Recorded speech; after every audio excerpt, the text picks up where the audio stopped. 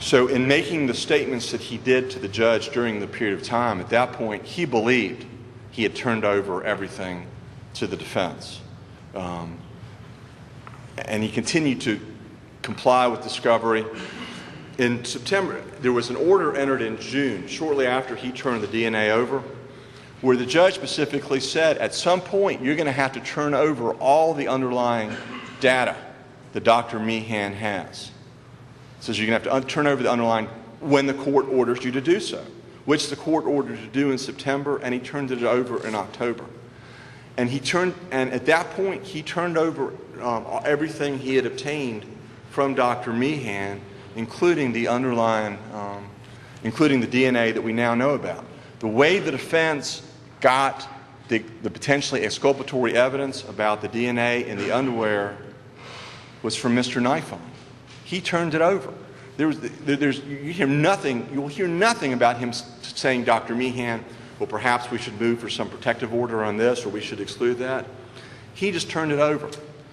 Ms. Jean talked about the fact that he turned it over in a bulk group to the defense and Mr. Bannon through his experience, and Mr. Bannon is a very experienced lawyer and did an excellent job in this case. But Mr. Bannon, in September 22nd, when he was asking for all the material, says he wants to get that material to their experts. So it was their understanding at the point when they're turning over their DNA evidence that the DNA evidence that the state had was now being turned over to the defense experts to look at. I do not know at this point who actually, I'm sure we'll find out how this actually came to light, but there was references made that they had experts online and ready to look at that, at which point it was all turned over.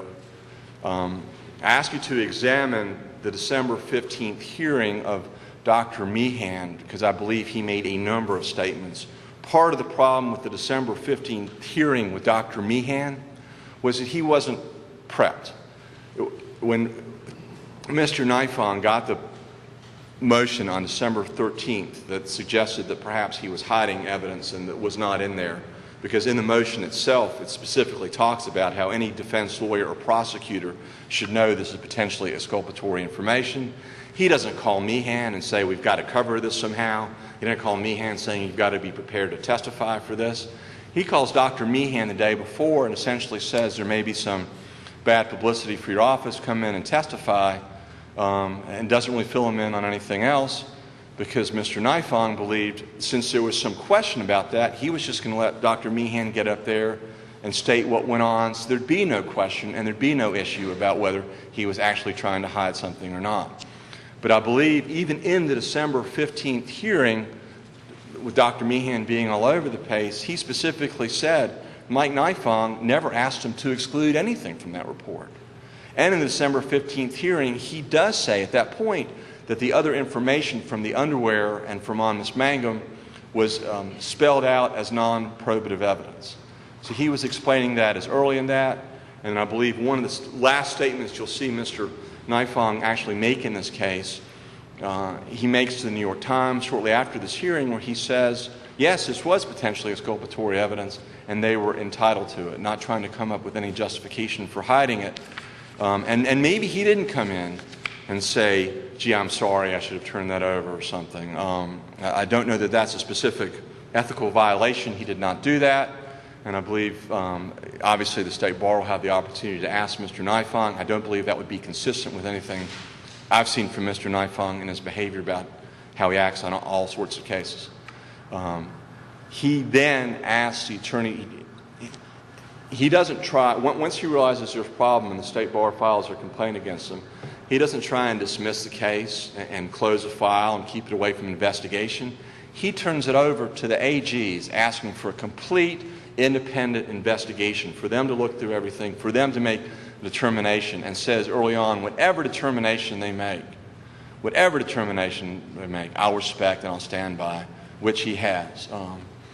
So I contend, as to the memorializations, I would contend that the law was in a state of flux at that point, that the position he was arguing in all of his motions or in all of his hearings that you have before you will be positions that were consistent with what the Attorney General's office was telling the DAs to argue. that they don't have to memorialize all these various things, as they had not done so in the past. The case law came down after he turned over the case to the AG, State versus Shannon, which says they should memorialize, which is a 2-to-1 opinion, which has now been appealed. What I guess was heard right here is now being appealed over to the Supreme Court. So I contend to you the law was in a state of flux at that point, and his comments about memorialization was just consistent with the Attorney General's perspective at that point, and he should not be held to be accountable. So in hindsight, I would contend you look at the man, you look at his career, you look at what he had on his plate when he was handling this case. They talk about political gain. I contend to you there is nothing political about Mike Nifong. This was his first run for office. He did not seek this office. Mr. Nifong, I contend the evidence will show, is someone who sees things, something he believes to be right, and that's what he pursues. I contend that this case has been complicated a great deal, both initially and obviously even up to this point by the intense media interest. Mr. Nifong didn't create the media interest in the Duke case. Mr. Nifong didn't ask for the media to come down here and start asking about the Duke case. And Mr. Nifong quit talking about the case in early April, which obviously has not dissuaded the media interest in this case, I think as evidenced by this courtroom today. The media operates as they see fit. Just because they're interested in the case doesn't mean Mr. Nifong should be held any differently than anyone else in his position. And I know that this panel will not treat him in that fashion.